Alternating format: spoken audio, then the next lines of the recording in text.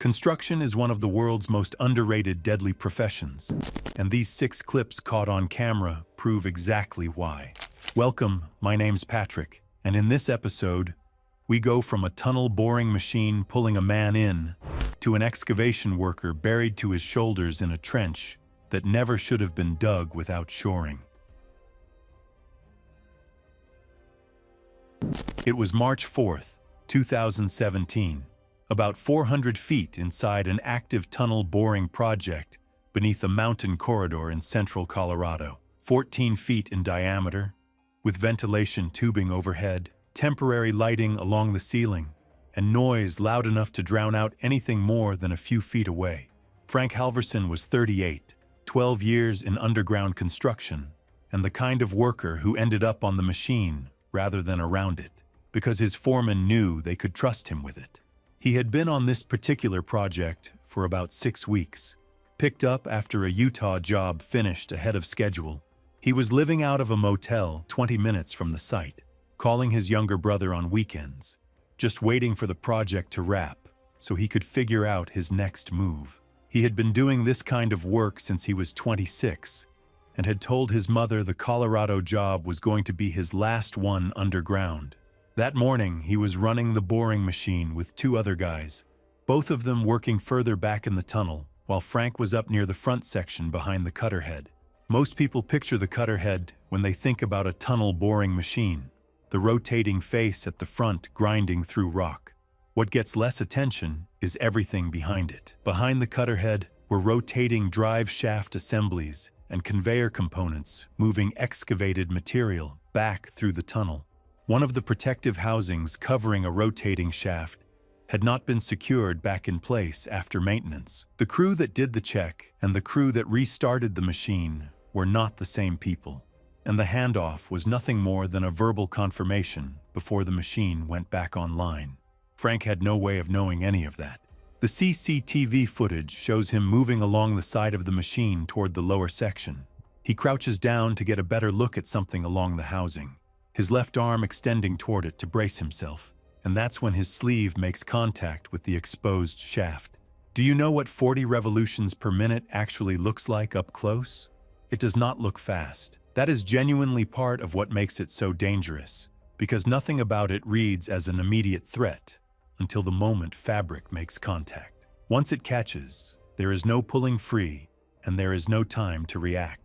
The shaft takes his left arm first, and the rotational force does the rest. Think about what it means for a rotating shaft to catch a human limb at that torque. The fabric tightens, the arm follows, and the body has no choice but to go with it. Frank is pulled off his feet and into the machine within seconds. The CCTV captures the moment Frank goes into the machine, and what comes out the other side of those few seconds is not the same person who walked in that morning. His crewmates heard the change in the machine's sound and shut it down within seconds of reaching him. By the time they got to him, there was nothing left to do but wait. Frank was unresponsive, his left arm gone past the elbow, his torso and chest torn open from the rotational force of the shaft. Frank was pronounced dead at the scene. Recovering his body from the machine was a lengthy process. The investigation came back to one thing. The shaft housing had been flagged for resecuring after the morning maintenance check, but the machine was restarted before anyone completed that step.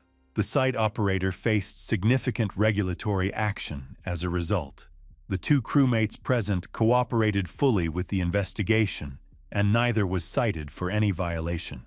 The CCTV footage from that tunnel became the primary evidence in the regulatory investigation and was reviewed in full by the site operator's legal team. Frank's brother was informed it existed, but never asked to see it. The investigation into Frank's death had a clear culprit and a clear chain of events. Contrast that with what happened in Ohio. Terry Obenhaus ran every check on his 36-inch diamond blade that morning, and it still came apart at full speed before he could move. It was June 12, 2018, on an active commercial construction site in a mid-sized Ohio city where a new retail development was going up on a former industrial lot. The site was in the foundation, and slab phase and concrete cutting was underway to create expansion joints and utility channels across a large poured slab. A project manager was walking the floor that morning, with his phone out documenting progress for a weekly site report. Terry Obenhaus was 44 and had spent 15 years running concrete cutting jobs across Ohio out of a single truck. He built his business on reliability, and he was meticulous about his equipment, because in a one-man operation, there is no one else to catch a mistake. Every blade got checked before it went on the saw. Every job got a walkthrough before the first cut. That morning, he was running a 36-inch diamond blade on a hydraulic flat saw along a marked cut line across the center of the slab.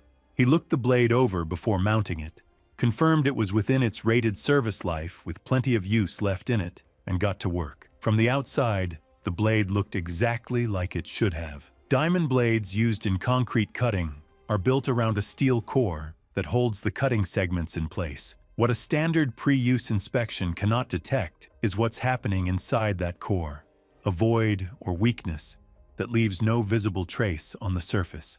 A blade carrying that kind of defect can run for hours without any indication of a problem, and from the outside, it looks exactly like every other blade that finishes the job without incident. The project manager's footage shows Terry moving the saw steadily along the cut line, dust coming off the blade, both hands on the machine.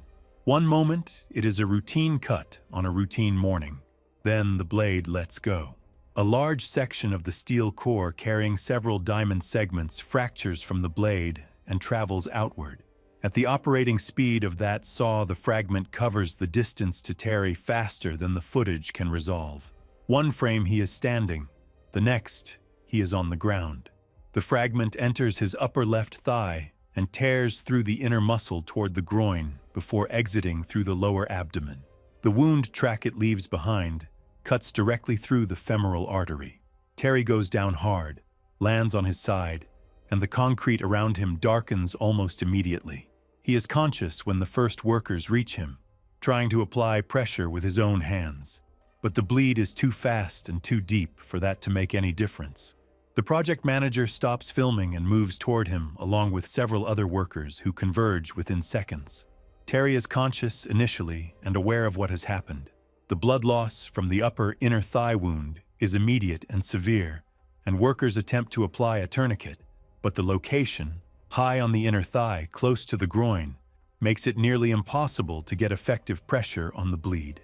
Terry loses consciousness within a few minutes and does not regain it. He is transported to a nearby medical facility and pronounced dead less than an hour after the incident. The blade fragments were collected and sent for forensic analysis. The findings identified an internal microcrack in the steel core, introduced during the steel rolling and heat treating process, something no field inspection would have caught. The blade was within its rated service life and had been used correctly. The defect had been in it from the start. His wife, who had been handling the books for his contracting business for years, took the call that morning. He had 2 teenage kids. The project manager stopped filming the moment the blade let go and never started again. The footage he did capture was submitted to investigators and became part of the civil case against the manufacturer. I think about Terry every time I hear someone say that following the rules keeps you safe. In Louisiana, a pipeline welder ran every check his protocol required, and something his instruments never detected was already sitting inside that pipe. It was August 22, 2016, along a rural pipeline corridor in southern Louisiana, about 30 miles outside a small refinery town. Flat land, marsh grass on both sides of the right-of-way, the kind of terrain that makes every step heavier than it needs to be. A crew of 6 was working a section of aging natural gas transmission line that was being decommissioned and replaced. The work that day involved cutting into the existing line to isolate a section for removal, and a co-worker had a GoPro mounted to his safety helmet for documenting the cut sequence as part of the site's safety record. Clyde Trosclair was 51 and had been working pipeline jobs in southern Louisiana for nearly 25 years. He knew this corridor, had worked sections of it before on previous contracts. He was the most experienced person on the crew that day, and the one they put on the torch when the cutting work started. He had a wife and 2 adult daughters, and had been telling people for about a year that he was thinking about retiring once he hit his next work anniversary. That morning, he was the one positioned at the cut point with 2 crewmates nearby, while the other 3 worked further down the line. So what does decommissioning a natural gas line actually involve? Before anyone puts a cutting tool to the pipe, the line has to be isolated, depressurized, and purged with nitrogen to push out any remaining gas before hot work begins. The crew ran that process that morning, and the readings came back clean. What the instrumentation did not pick up was a pocket of methane trapped beneath condensed pipeline liquids in a low point of the line.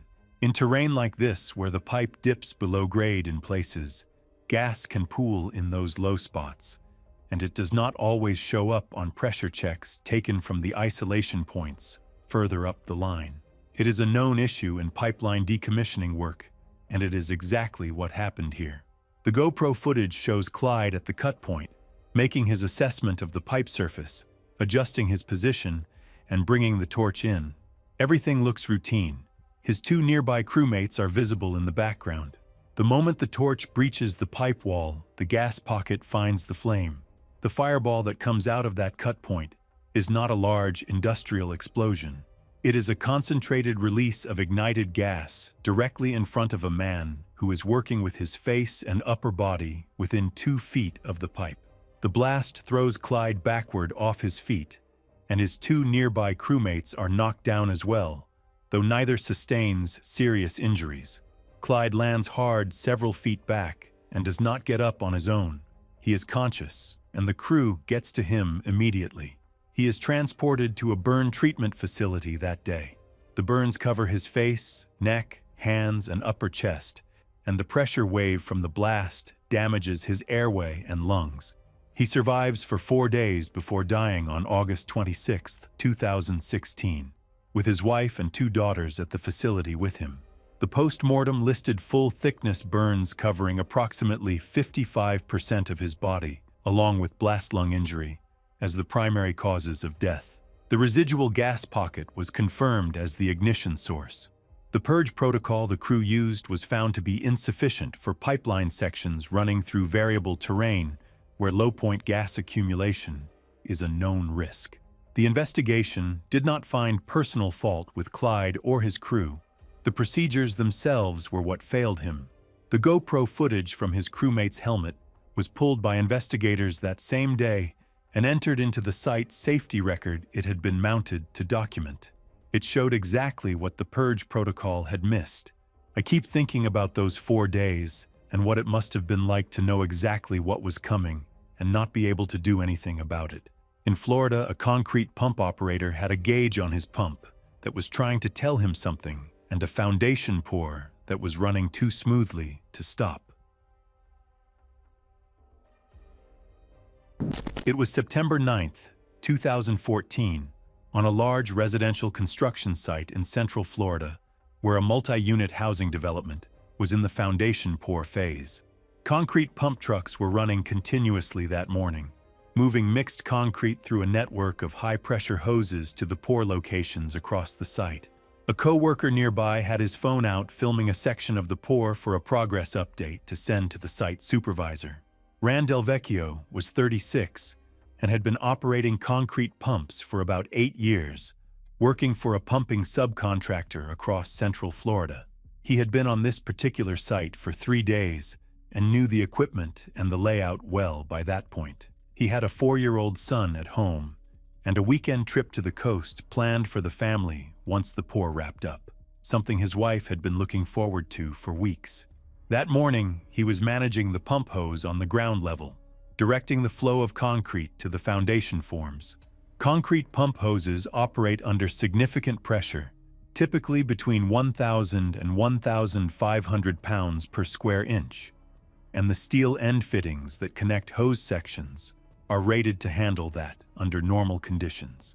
The pressure gauges on the pump unit are the operator's main warning system and when a blockage develops inside the hose, the pressure behind it builds and the gauges show it. A reading that climbs and does not come back down is a sign that something is developing inside the line, and the correct response is to shut the pump down and clear it before restarting. The co-worker's footage shows Rand working the hose along the form edge with the pump running steadily. The pump gauge had already been running high because of the dry concrete mix. Then the pressure suddenly spikes and deadheads at maximum operating pressure.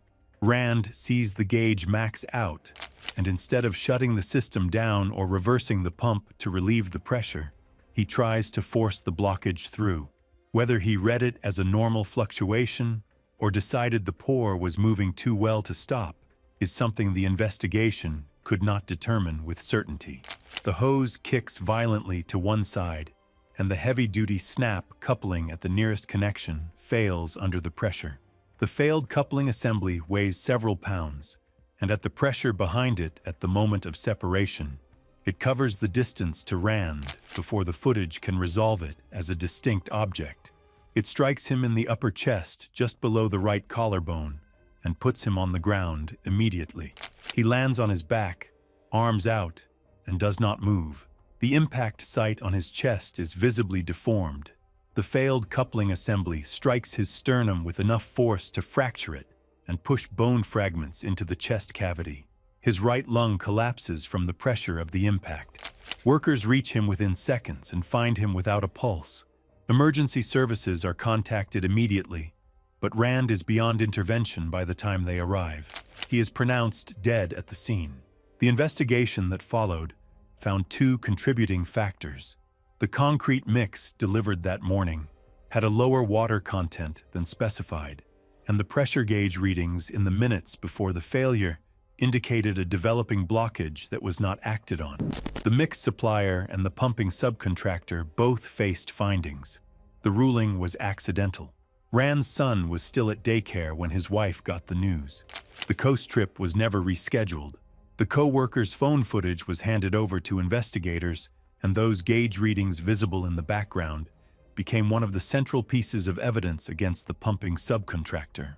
Rand had every warning he needed on that gauge, and the pour was just going too well to stop.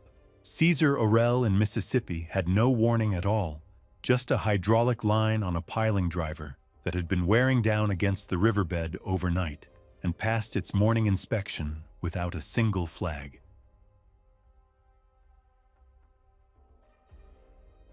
It was April 17th, 2015, beneath a bridge crossing a wide river channel in southern Mississippi. A construction crew was driving new steel pilings into the riverbed as part of a bridge reinforcement project, and the work required a commercial diver to go down periodically to inspect piling placement and clear debris from around the driving equipment. The diver's helmet was fitted with a standard underwater camera for documentation and safety monitoring, standard practice on commercial diving jobs of this type. Cesar Orell was 33 and had 7 years of commercial diving experience behind him, mostly on underwater construction projects across Alabama, Georgia, and now Mississippi. He was comfortable working around heavy equipment in low visibility conditions and had done piling work before on similar river projects. That morning, he descended to the riverbed at approximately 22 feet to inspect the most recently driven piling and check the positioning of the hydraulic piling driver suspended above him from the work barge. The water visibility that day was about 3 feet, typical for that river system. Murky, silty, the kind of conditions where you work by feel as much as by sight. The hydraulic piling driver above him operated at between 3,000 and 5,000 pounds per square inch, and the hydraulic lines running from the barge down to the driver were heavy-duty industrial hose assemblies. Those lines had passed the pre-dive equipment check that morning without any issues. What nobody on that barge knew was that debris and shell material on the riverbed had shifted overnight and had been pressing against one section of the hydraulic line in a way that had worn it down to its inner layers by the time Cesar went into the water. The helmet camera footage shows Cesar moving along the riverbed, his light cutting a narrow cone through the murk. He checks the base of the most recently driven piling, runs his hand along it, and then moves toward the hydraulic driver to check its positioning. He gets within about 3 feet of the equipment, 3 feet away from the equipment when the line gave. I'm not sure a single step back would have made any difference at that pressure, but I think about it. That is when the hydraulic line gives way. The rupture appears on the helmet camera as a sudden cloud of fluid expanding outward in the water around him. At 4,000 pounds per square inch, the fluid does not disperse, it penetrates. Caesar is directly in the path of the rupture, and the pressurized fluid goes through his dry suit and into his body through multiple points along his left side and arm before he can move. He signals distress immediately, and the tender line pulls him to the surface within about 90 seconds. He is conscious when he breaks the surface, but in significant distress, and is transported from the barge to a medical facility by boat. Now here is the thing about hydraulic injection injuries that most people don't know.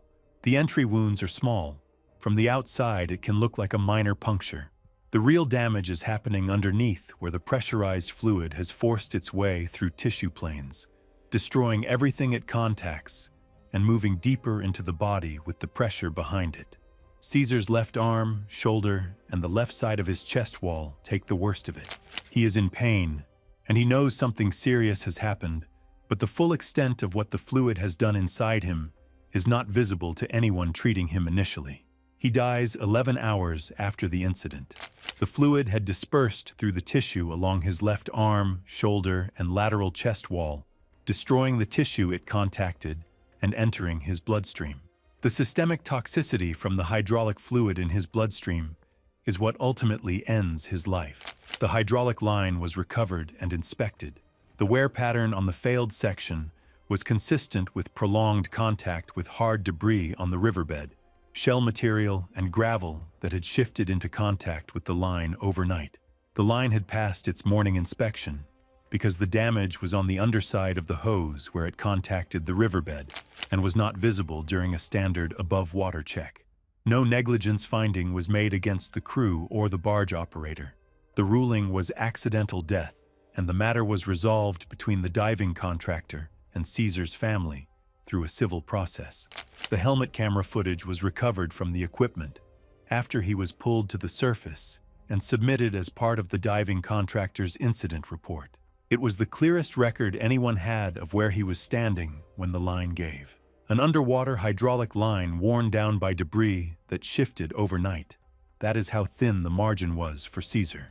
In Illinois, a 29-year-old excavation worker named Marty DeLuca had a margin just as thin, and it came down to a trench wall that looked stable right up until it wasn't.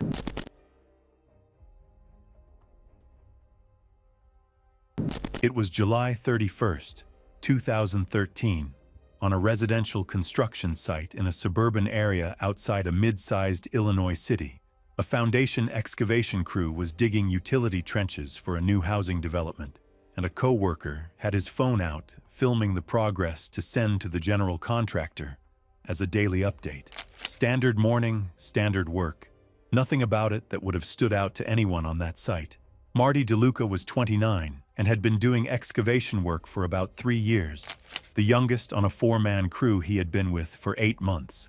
He was saving up and had put a deposit down on his first apartment the week before, planning to move in at the end of the month, finally getting out of his parents' place. He had been on the phone with his mother the night before about what furniture to bring, and she had offered him her old kitchen table, and he had said yes. That morning, he was working at the far end of a utility trench, about 6 feet deep and 4 feet wide, crouched down at the base clearing material from around a conduit fitting. Here is what trench collapses actually do to a person, because it is not what most people picture. A cubic yard of soil weighs close to 3,000 pounds, and when a wall fails, it does not give gradually. It shears off in a single mass and drops. The weight that comes down is not always enough to break bones, but it is more than enough to stop a chest from moving. The person inside suffocates under the soil while their body stays physically intact. Trench walls that are undercut at the base are the most likely to go, and they go without any warning at all. The east wall of Marty's trench had been undercut from the excavator working that side of the line earlier that morning.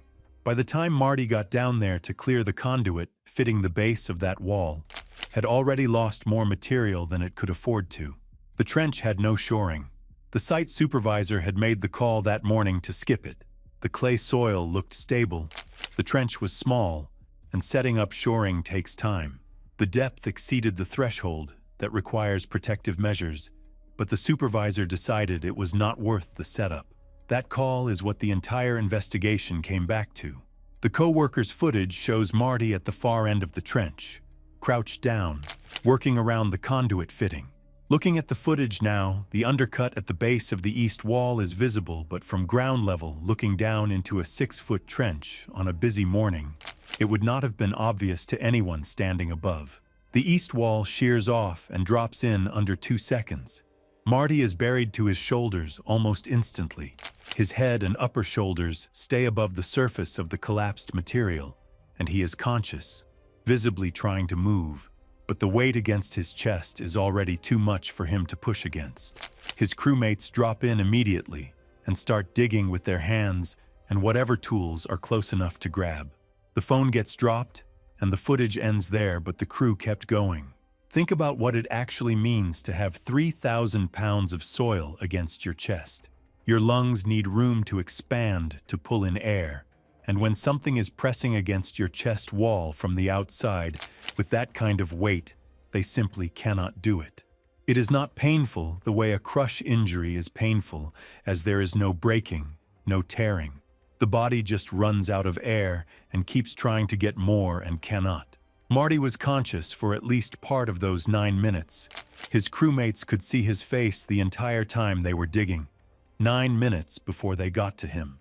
When they finally uncovered him, he was unresponsive and did not recover.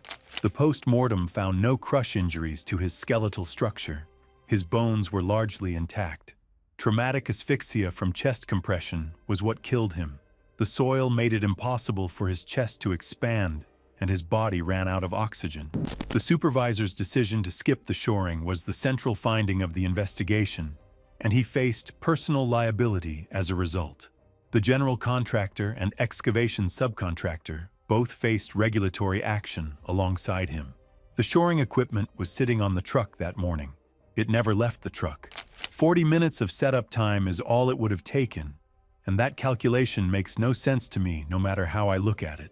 Marty had put a deposit down on that apartment 6 days before he died. His parents collected his belongings from the site.